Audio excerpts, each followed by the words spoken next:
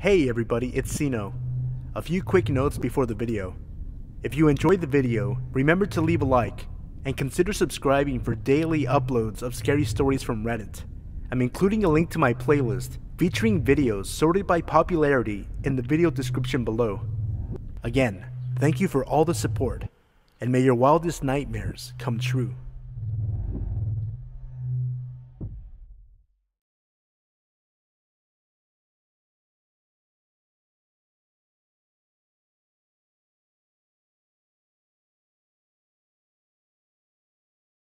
I work in the leasing office at a property in Texas.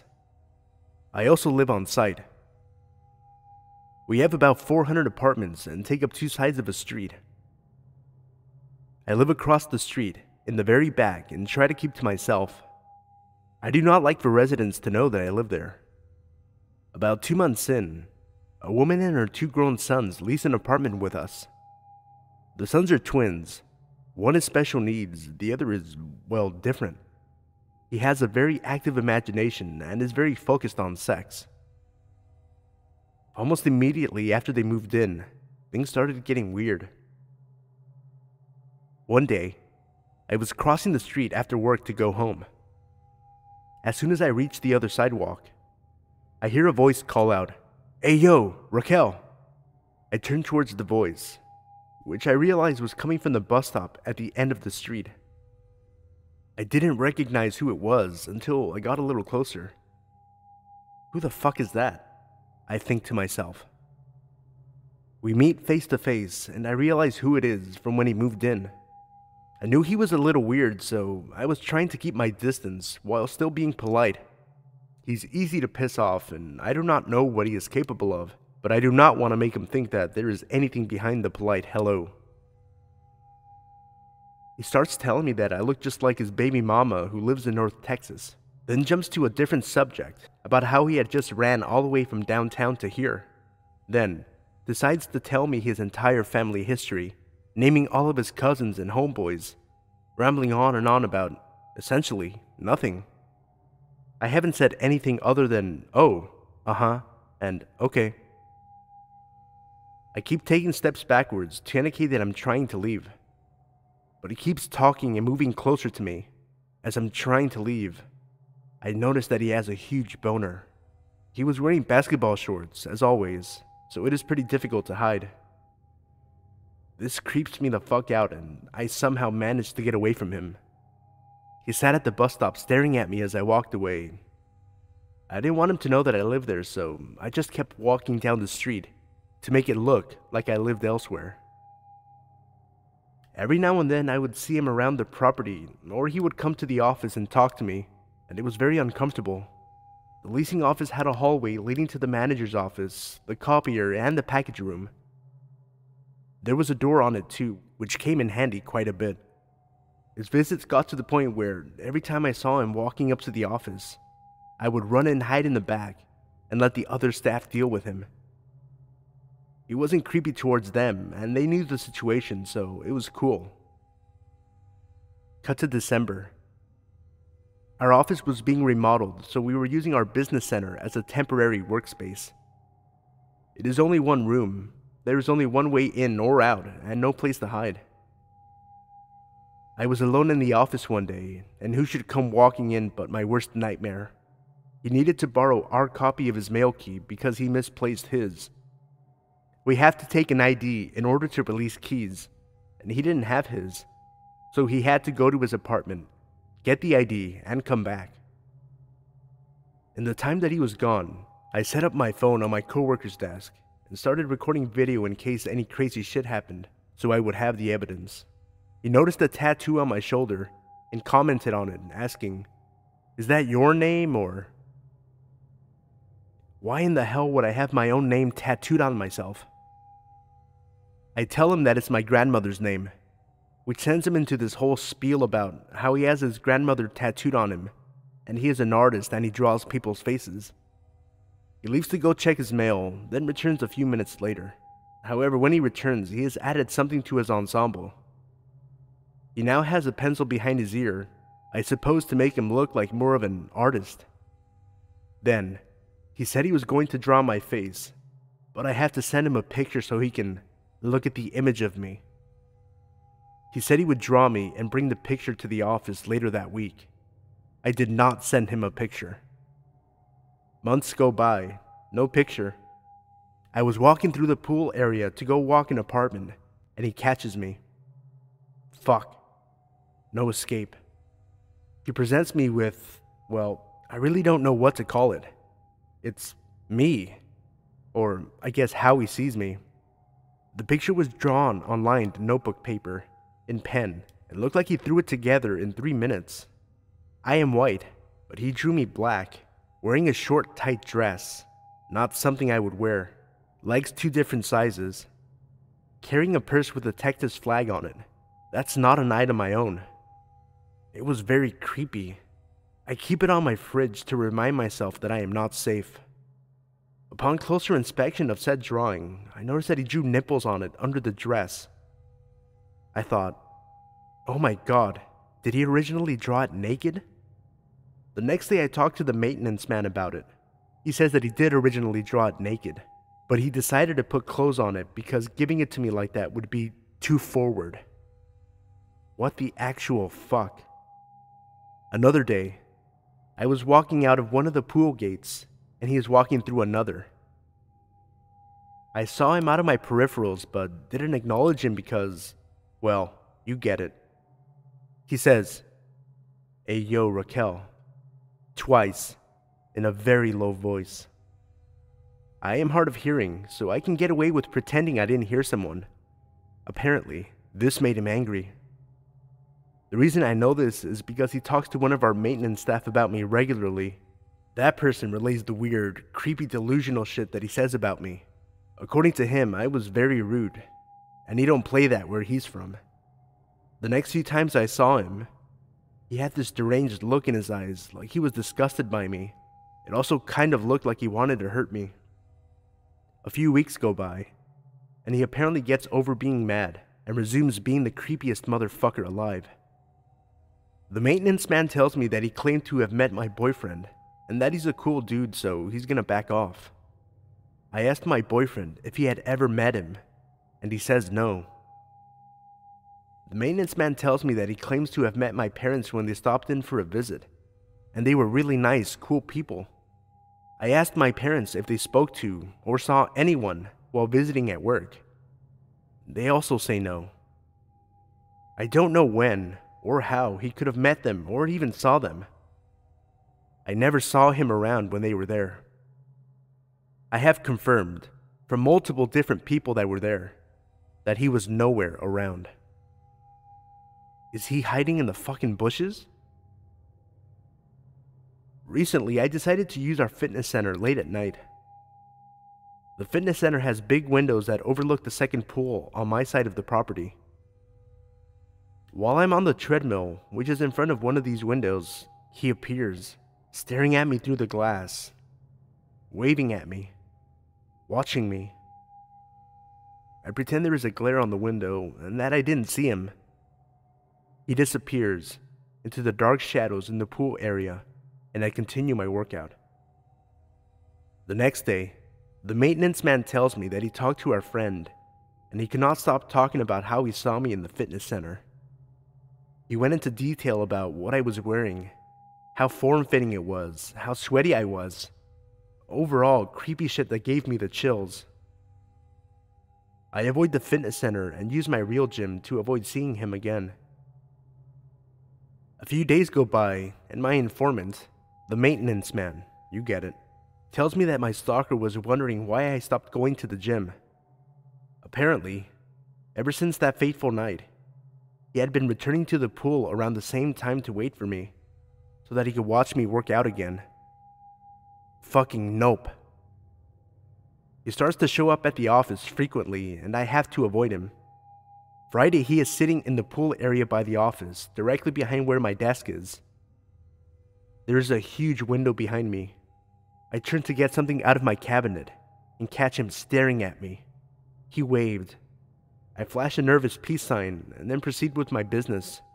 He is not in swimwear, but rather fully dressed. He had his notebook with him, and is frantically drawing something. I think, great. Here comes another picture of me, but this time in workout clothes. Nope. My coworker went to put up the golf cart and close the cabana. She has to go through the pool area to do this, so she got a glimpse of what he was drawing. A cross, with my name going down the middle. According to him, I asked him to draw a tattoo for me. So that's what he was doing, drawing a tattoo. For me, that has my own name on it.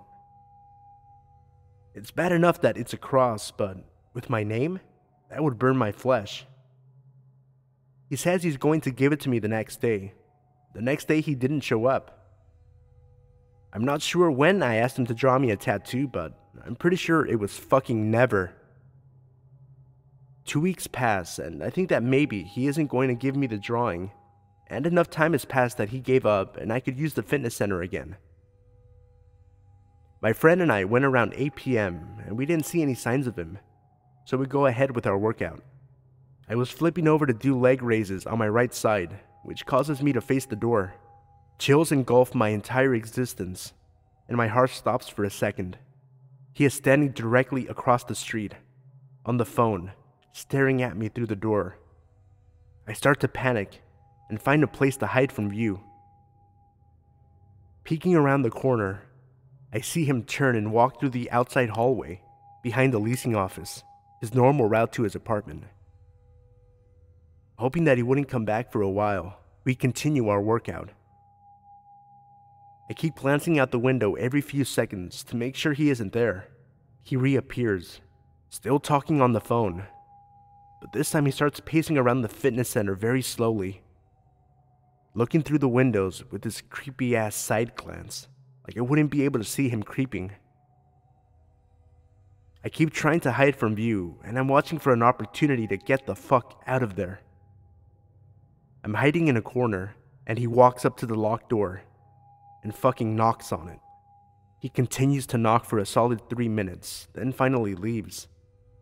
He walks down the street a little way, and I take the chance to run the fuck back to my apartment as fast as I can. Today, my informant tells me that Stalker said I wouldn't let him into the fitness center for a drink of water. He said that he had just run all the way from a popular nearby place, and he just wanted water, but I wouldn't let him in. Then, he switched up his story and said that he was trying to give me the drawing of the tattoo that I had asked him for. 1. He didn't run from anywhere. He was wearing flip-flops. 2. He had been standing still for a good 30 minutes before coming to the fitness center. He had gone back to his fucking apartment, where there is water. So why the fuck would he go all the way to the fitness center for water? 3. He didn't have the drawing with him. He didn't have pockets on what he was wearing, and it wasn't in his hands. He also claims to have talked to my neighbor that lives across the street from me, and he said that I am a weird, crazy girl, and he should stay away from me. That shook me to my core because, if that is true, then he knows where the fuck I live. I knocked on my neighbor's door and asked him about it. He says he has no idea what I am talking about. Luckily, this Friday is my last day at this property, as I am transferring to a new one closer to where I want to live. I will still live here for 2 more months. I can't wait to leave.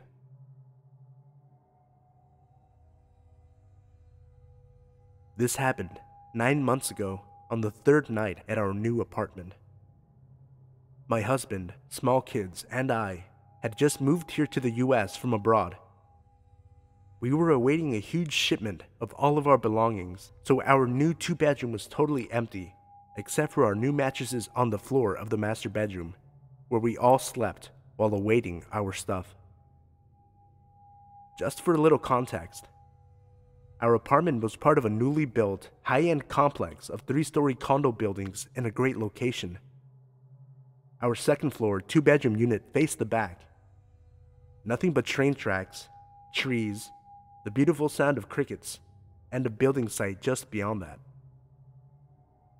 It might not sound it, but the view was really neat. The freight trains could be very noisy at times, but I actually enjoyed it a lot at first. On this particular night, my husband was snoring horribly. Like the previous night, I couldn't sleep at all because of it. So this time, I gathered up some of our bedding, went into the empty second bedroom, and crashed on my little boy's pool mattress. The trains were noisy, but compared to my husband's snoring, it was relaxing and I fell asleep fast. I woke up though, at about 2 a.m. to extremely loud train noises, hissing, grinding, and squeaking, but that wasn't what woke me. It was the heavy vibrations that I felt. I chalked it up to the idling train outside the bedroom window though, and got up to use the bathroom. On my way back to bed, I crossed the empty living area to check on the kids and paused in front of the huge window and balcony door for a minute or two. I briefly contemplated going out to the balcony since it was such a hot night and my sleep was so shitty anyway, but I went back to bed instead. About an hour or so later, I was awoken to more loud noises. These felt like they were directly above me. Lots of heavy thumping and thudding that went on for more than an hour. My head was foggy and heavy from a shitty sleep. I wasn't coherent, so I didn't bother trying to reason out the cause for so much noise after hearing the train all night, so I fell back to sleep for a few more hours. My husband woke me in the morning, asking me if I had seen the huge ladder on our balcony. We went out to look, and there it was, a huge metal ladder leaning against the side of our building. Someone had pulled it up onto our balcony so they could then climb up to the one above us.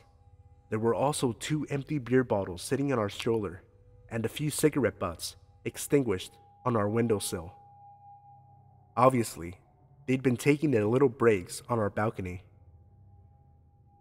We could see between the balcony floorboards to the door above us, and sure enough, it was completely smashed. The wood frame of the door was in splinters and practically ripped out.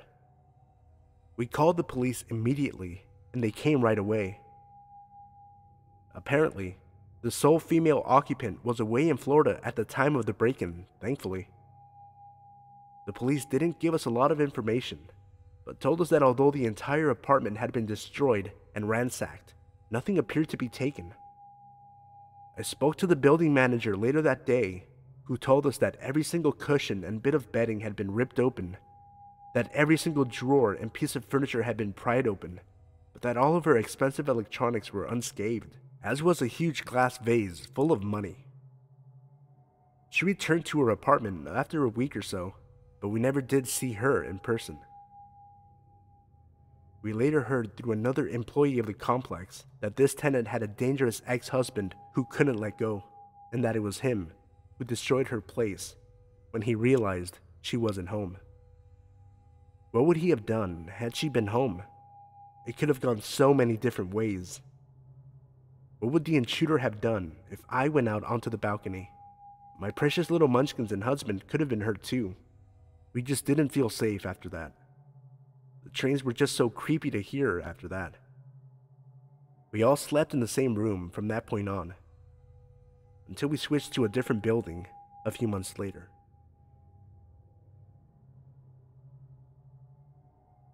This happened during the summer about a year ago. I work at a local family-owned grocery store that has its own package store. With a package store comes a bottle return room, and ours is particularly small, with only 2 machines that, may I add, jam and break fairly easily. We're located next to a gas station / convenience store, so we get our fair share of strange, creepy men who love to make young women feel uncomfortable and purposely break our bottle machines so the girls have to fix them as they watch. We also get a handful of regulars since we're a local shop, and unfortunately, many of our regulars are those creepy, perverted men. Our bottle room is where this story starts. It was a Saturday night, around 8 o'clock. We closed at 10 on Saturdays, so although it was summer, it was dark outside once we left work. One of our regulars, I'll call him Jim, came in to return some bottles. Jim is a slightly older, short man, probably in his 50s, who smelled of sweat and beer and loved to sing while returning his bottles. He didn't seem to be as creepy as most of the other men that come in, but I was always cautious around him. Naturally, my coworker, I'll call him Nick, and I got a call at the registers, letting us know that the bottle machines were jammed. Nick volunteered to go unjam the machines since he knew who was behind the call. Nick comes back to the front after a few minutes and everything is completely normal. He helps a few customers out and waits to see if Jim will come to the front before telling me he is going to fill the milk and egg shelves in the cooler. Protocol for closing the store. It doesn't take too long to restock the milk and eggs, maybe 10 minutes on a night where the shelves are very empty. But Nick came back within 2 minutes. After he rang up another customer, he told me, "Jim was asking to see you, personally, so just a heads up." Despite the gross feeling that gave me, it wasn't out of the ordinary for Jim to say that. Nick cleared his throat and then said quickly, and he had a machete, so there's that too. Now, weird shit going down in the bottle room isn't unusual, but I can say I have never seen, or even heard, of a customer carrying a machete in any store. I suggested we call the police, but Nick told me he wasn't threatening anyone with it. He was putting it back in his backpack, so the cops probably wouldn't do much. I shrug it off for the most part, as I trusted Nick, but still, I keep it in the back of my head to watch out for Jim. 10 or 15 minutes go by, and there was no sign of Jim anywhere, so I figured it was safe for me to assume he had left and would redeem his bottle slip another time. The next hour and a half goes by smoothly, and we are getting ready to close our registers and lock our doors when I see someone run by the floor-to-ceiling windows at the front of the building, which is behind our registers, so while I am working on the register, my back is to the windows. I shrug it off again, but I am still wary, and decided to keep myself on high alert and return to my closing business. Out of the corner of my eye, I see the same person run by the sliding doors to my left, tripping the motion sensor, causing the door to open. I recognize the person as Jim.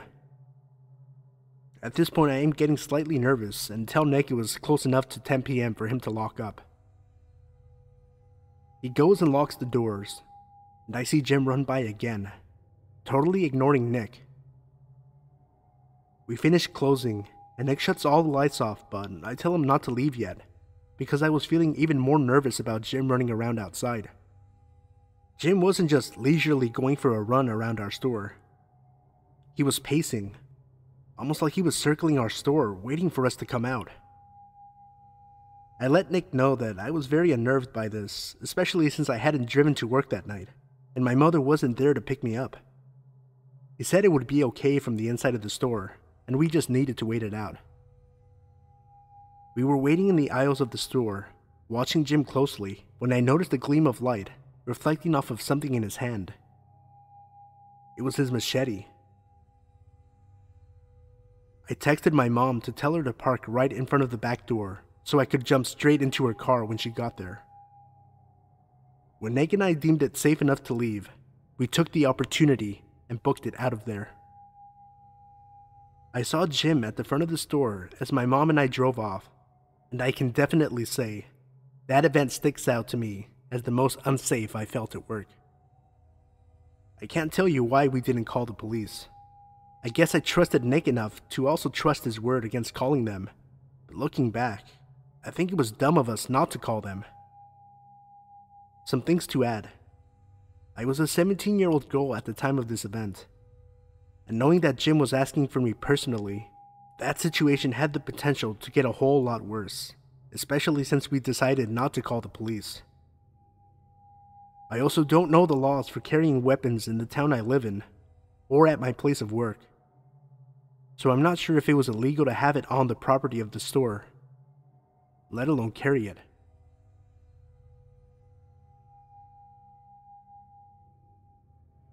I'm a 22-year-old male, and at the time that this took place, I was about 16 years old. It was summertime and school was out. I am an avid pot smoker and I have been for as long as I can remember. It was about 8 p.m. on a hot summer night. I was walking to my apartment unit from another unit in the complex when a black Ford F-150 pulled up next to me and I heard a woman say something. I looked and she waved me over to the truck. As I was walking over, she asked me if I knew where to get some pot. I hesitantly responded, "Are you a fucking cop?" She then shows me an open beer in the cup holder of the truck, implying there's no way she can be a cop if she's drinking and driving. So I asked, "What's in it for me?" She responded, "A bag of weed. Now get in here." Thinking to myself that this can't be a good idea, against my better judgment, I hop in the truck and call up my dealer for some pot. Thinking to myself that this can't be a good idea, and against my better judgment, I hop in the truck and call up my dealer for some pot. He answers after the first ring. I let him know what's going on, and we start heading his way. But before heading his way, she thought it would be a good idea to buy a minor some alcohol and proceeded to make me drink a beer as she drank another one herself. On the way to the spot where we were meeting my dealer, she asked if I could call him so she could speak to him. I agreed. Somehow, they made a deal to where he was also going to bring her crack. That's when I knew I fucked up. We get to the spot. My dealer hops in the backseat of the truck. They exchange drugs and money. Apparently, my dealer and the crackhead made a deal to where he was going to have a hit of the crack too, but as soon as the crackhead hit the crack, she turned into a different person. She reminded me of someone who was possessed. She told my dealer, "The only way you're hitting this is if you eat my pussy." She then whipped her leg over the middle seat and pulled her leg on my lap, with her vagina fully visible. She was wearing a skirt. He declined, and he proceeded to fight and argue over the crack pipe.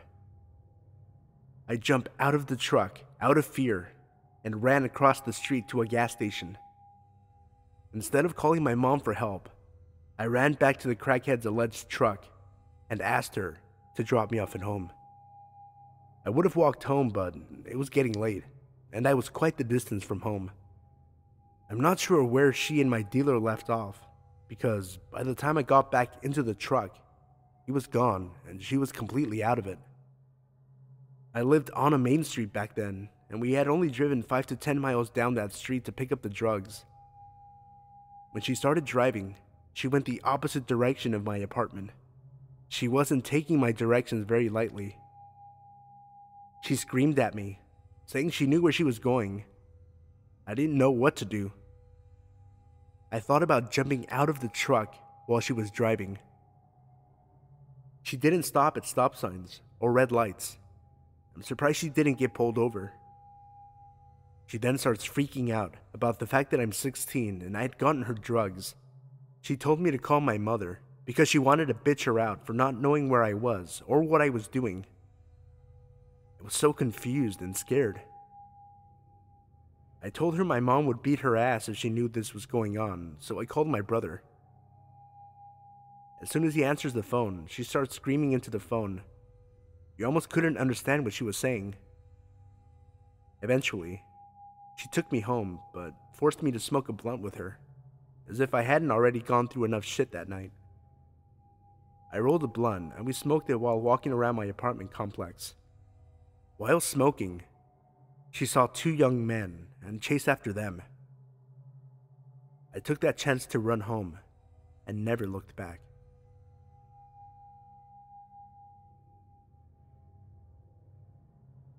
It was the August of 2005, and my family, of which there were only 4 members at the time, had taken a week-long vacation to Tobago, as many Trinidadians do. I was a young child back then and was asleep at the time of the incident. The weekend we returned home was the weekend our church held a sports and family day, and we attended the event, enjoying the food and fun. When we returned home, we had several bottles of barbecue sauce, as my mom was 29 and 8 months pregnant at the time, and the church lady spoiled her. The event was also a potluck of sorts, and there was a lot of excess food. Since my mom was craving barbecue sauce, she decided to bake some chicken for Sunday lunch. After preparing the meat, she put the chicken in the oven and went to her bedroom to get changed and iron clothes for church the next morning. When she returned to the kitchen, she realized that the back door was open. The house was very old, and the back door was one of those stable doors that could open at the bottom and top separately. It also had a burglar-proof gate, which was meant to be an extra layer of security. When my parents had bought the house, the door was already broken, and they always meant to change it but never got around to doing so. She returned to her room after noticing the open door and asked my dad if he had gone outside to do laundry. He said no, and she found it very strange. She pulled the door in and went about her business. When she returned to the kitchen a second time, she noticed the door was slightly ajar again. The door had one of those old handles that you had to pull down and push to open. When she pulled in the door, she saw before her very own eyes, the handle turning again, seemingly on its own. Realizing someone must be on the other side of the door, she ran to the bedroom and told my dad, "I think someone is in the yard." So he got up and followed her to the kitchen. He looked through the window beside the door and saw something large and brown scurry across the yard. "Looks like it's just a dog," my dad said. Stray dogs were very common in the area. My mom found it quite odd that a dog would be turning the handle, so my dad decided he was going to go outside and tend to the matter.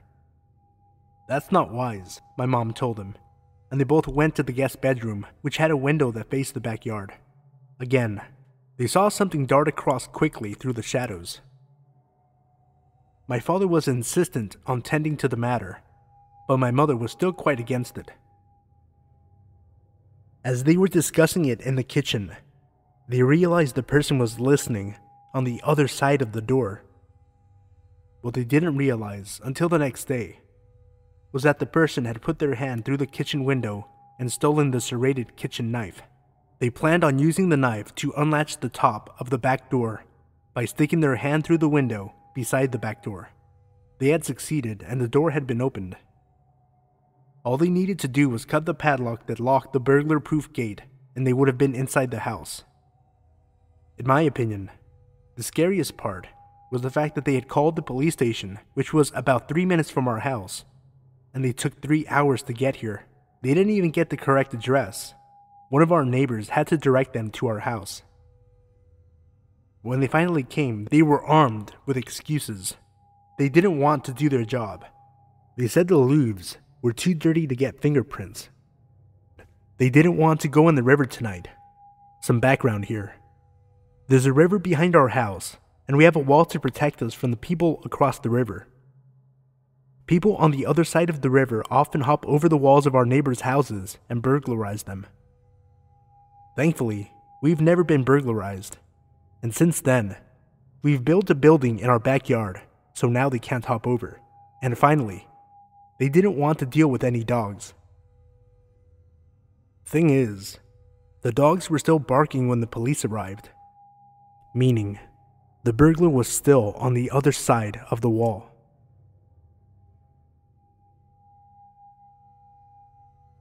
I work as a theater nurse, and I lived in an affluent neighborhood in a city in Scotland. The flat I lived in was a tenement on the first floor, so I was pretty high up. I felt pretty safe in it. About 6 years ago, I had to shift from hell.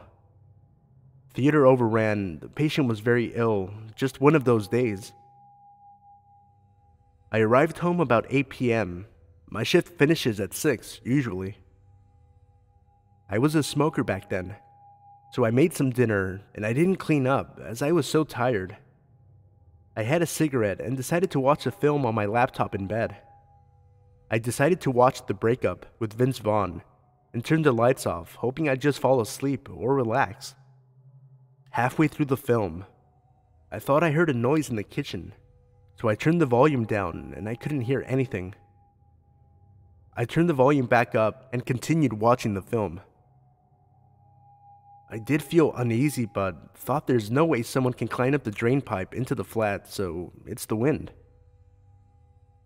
Anyone that's watched the film with Vince Vaughn in it knows he's pretty loud and shouty.